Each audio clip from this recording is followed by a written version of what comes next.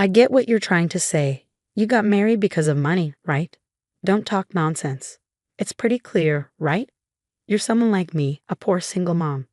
That's why you're still here even after your husband passed away. You're really annoying every day. I'm Mia, 35 years old, and I often hear snarky comments like this from Emma. My dad died when I was little, so my mom raised me on her own. Luckily, my mom kept working even after she got married again. So we weren't super poor, but we definitely weren't rich. Still, my mom was always happy and she worked hard for me. Because of that, I never really felt lonely growing up. I planned to start working right after high school, but my mom had been saving up for my college education. I really loved studying and wanted to go to college, but I didn't want to add more stress to my mom's life. She had worked hard to raise me and I wanted to ease her burden. Then, when my mom suggested I go to college, I was thrilled. She got married at 23 and had me at 25. In my third year of high school, when she was 43 and still healthy and active, she told me to follow my dreams. She said she'd be more upset if I gave up on my future because of money worries. Her words moved me to tears. I took on a part-time job to help pay for tuition, and because of that, I graduated from college without needing student loans. After college, I got a job at a big company. I worked hard every day because I wanted to make life easier for my mom. Within 5 years of starting at the company, I got promoted to an administrative assistant and my salary went up. I was able to treat my mom to trips and buy her the massage chair she always wanted. 2 years later, my hard work paid off and I was promoted again, this time to executive assistant. During this time, I got to know the president's son, Ethan, and we started dating. Eventually, we got married. People would congratulate me and say, "Congratulations, Mia. Be happy." "Yes, thank you for everything," I said, deeply grateful, and my mom was moved to tears. She was incredibly happy for me, and it was a really joyful time. But that happiness didn't last long. Just 2 years into our marriage, my husband suddenly passed away. He collapsed at work, holding his chest, and was rushed to the hospital. But by the time I got there, he had already stopped breathing. That morning, I had watched him leave for work, saying goodbye tearfully. I never imagined such a terrible thing could happen. The shock was so intense that I could hardly speak. It was unimaginable that both my mom and I would lose our husbands. I could only imagine the pain of Benjamin, the president who had lost his only son. He looked so alone and devastated, just like me. I kept working even after I got married, and as the executive assistant, I spent a lot of time with the president, especially during the day, so I could see firsthand how sad he was. But there was one person who didn't seem to be grieving at all: Emma. Because we lived together after I got married, I quickly noticed her behavior. Actually, Emma wasn't related by blood to my husband.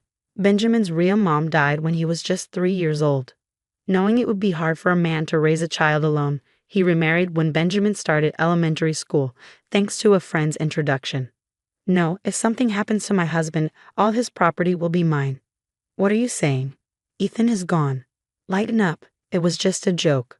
I thought a little cheer might help everyone in these gloomy times. Please think about the timing and situation. You must be upset that your plans didn't work out. Now you won't get any of our husband's money. I never expected to get anything from the beginning. Do you really think I would marry a man like Ethan, who doesn't say much, unless I was after something? Stop talking to me like that. He was irreplaceable. Emma seemed to think I would leave as soon as my husband passed away, but I didn't. Benjamin was acting strong at work, but I could see he was pushing himself too hard. So I couldn't leave the house to someone like Emma. Plus, even though we'd only been there for 2 years, our home was full of memories of my dear husband. I wanted to cherish those memories for a while. You can't just forget feelings. The time I spent with my husband was happy for me. My husband once told me that Emma was more like a roommate than a mother to him. She was often out, and when Benjamin was away on business, she wouldn't come home until late. But my husband didn't want to worry Benjamin, so he didn't say anything. Emma was kind when Benjamin was around, but her behavior changed drastically when he wasn't. It was like there were two Emmas. When Benjamin left for work, Emma would see him off with a smile. I'm counting on you to look after Ethan. Of course, Ethan is precious to me too. Knowing you're there for him lets me focus on my work. Don't worry, just do your best at work. Thank you. Have a good day. But as soon as he left and the door closed behind him, Emma's smile disappeared. Ah, finally, he's gone. Now, where should I go today? Maybe I'll invite a friend to the movies. You're going out again? Yes. Is that a problem? Oh no. Just remember not to bother your father with unnecessary things. He's working hard for you. If you say something, he'll worry and won't be able to concentrate. So just quietly study at home every day, okay? I understand that was their daily routine, and it seemed like Benjamin didn't mind it once he got used to it. In fact, he felt more comfortable when he wasn't paid too much attention. As a child, he saw Emma as more like his dad's wife than his mom. Benjamin was always grateful to Emma for helping out when he was small, which allowed his dad to focus on work. Benjamin's company was passed down from his step-grandfather, and he was really good at running it. Under his leadership, the company grew a lot. Now he's managing 5 businesses, each making millions of dollars every year. So Benjamin was always super busy. My husband used to tell me that when Benjamin was a kid, he hardly had time to relax at home. Seeing him tired from work every day, my husband didn't want to bother him with unnecessary stuff, like mentioning Emma. Plus, Benjamin didn't feel neglected, so there was no need to trouble him. He was okay keeping his concerns about Emma to himself. That's just how he was, laid back. He didn't seem like a typical heir to a big company. Did you ever get mad about it? Nah, not really. I was fine as long as she was home. It gave my dad peace of mind, and we always had plenty of snacks. My husband laughed it off, never making a big deal out of it. I loved that about him. They weren't mean to me, they just didn't pay much attention to me. Sure, Emma would sometimes make snide comments, but I just brushed it off as typical mother-in-law stuff. She was often out doing her own thing, so we didn't see each other much, and her comments didn't really bother me. If my husband wasn't bothered by it, I didn't see a reason to bring it up. However, Emma's spending habits did bother me a bit, as I've always been thrifty. But since neither Benjamin nor my husband said anything, I kept my thoughts to myself. But after my husband passed away, seeing Emma splurging on luxuries while Benjamin was heartbroken made me uneasy. A man who was like a son to him had died, yet Emma showed no signs of grief, which made me even more upset. Emma, please try to support Benjamin. Even though he's acting okay, he's really feeling lonely, I pleaded. Why should I listen to you? What's your motive, huh? Trying to get into our family for inheritance? I never even thought about that. Well, Ethan's gone now. So why don't you just leave? I'm not leaving. Benjamin said I can stay as long as I need to. Emma gave me an annoyed look but didn't say anything else. She probably felt relieved knowing I wouldn't inherit Benjamin's wealth. But 3 years after my husband's death, Emma was getting more annoyed with me being around. Her sarcastic comments were getting more frequent and hurtful. Whether at home or work, I'm always with Benjamin. Emma seemed to think I was trying to manipulate him to get his money. It hurt to be seen that way, and I started questioning if it was right to stay in a house where my husband was no longer alive. I could feel the pressure of Benjamin's situation at work every day. Maybe it would be better for me to go back to living with my single mom instead of staying here and dealing with Emma's sarcasm. My mom is turning 60 this year, and last year marked the 3rd anniversary of my dad's passing. I had been thinking about my future when Benjamin suddenly collapsed. He was lucky to survive, but there was a good chance he would need care even after leaving the hospital. Things didn't immediately fall apart at the company when Benjamin collapsed because he had trained his successors well. However, I noticed a change in Emma's attitude. That man, God, he got what he deserved, she muttered. He's been so tight with money lately. What do you mean, tight with money? I asked. Our credit card limit has been reduced and our living expenses have been cut. Is the company in trouble? I don't think so, Emma, I replied. As it turned out, Emma missed her husband's 3rd anniversary ceremony last year because she was hungover from a wild night out, which Benjamin discovered when he checked the credit card bill. Even though Benjamin rarely checked Emma's spending, this time he did. Missing their son's memorial was too much, even for him. In his anger, Benjamin decided to limit the money Emma could spend. However, she still had enough for a normal life, so there was no need to complain. Benjamin himself mentioned that the company might be facing difficulties. Emma's absence affected him deeply, and before he realized it, things started to go downhill. I explained. Don't act clueless. You know it as well. All because we lost our only son. How does that justify jeopardizing the company? No, I honestly didn't, I replied, but Emma persisted.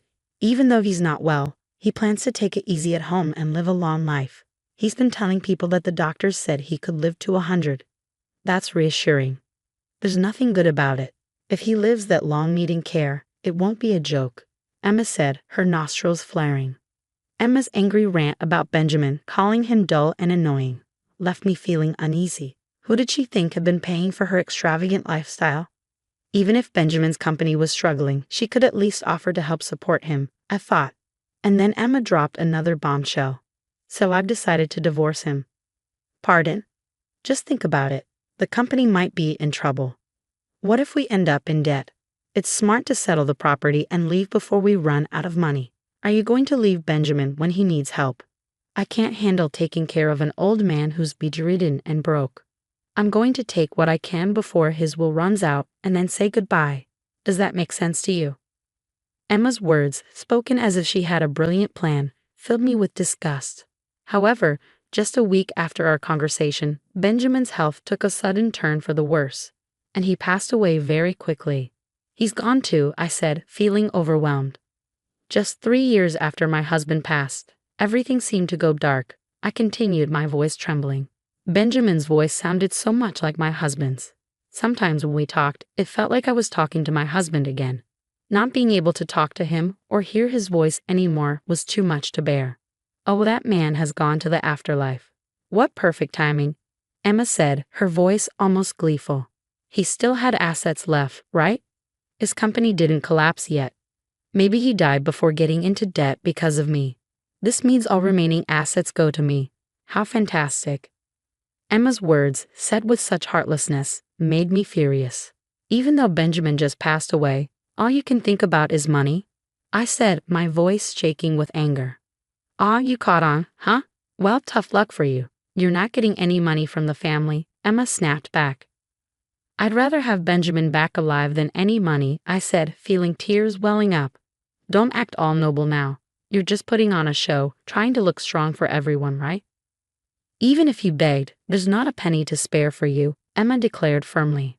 Even though Benjamin had passed away, it seemed like Emma cared more about money than anything else. It made me wonder how someone could be so cold-hearted. Thinking about it made me feel even more sorry for Benjamin, which just made my sadness worse. Fine then, you don't have to come to the funeral. Is that it? Only strangers are welcome, Emma said, her voice filled with scorn. I understand, that's how things are, I replied calmly, even though my heart was weighed down by sorrow. Emma didn't seem to grasp the reality of the situation, but I didn't feel like explaining it to her. Are you sure about that? Emma said sharply. Absolutely. Now that he's passed away, I, as his wife, am in charge, Emma declared with a sense of entitlement.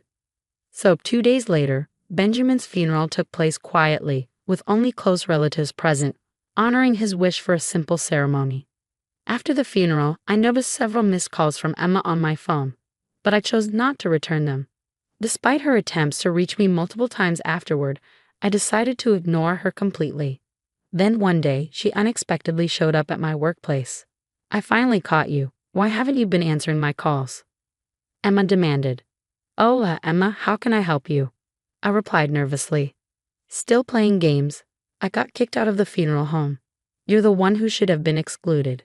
I called you so many times on the day. What's going on?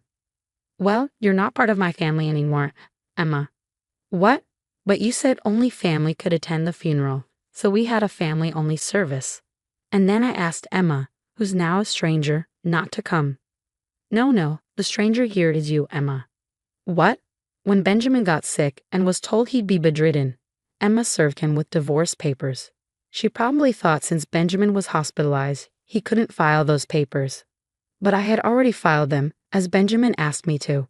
So Emma is a stranger to us now, in name and in reality.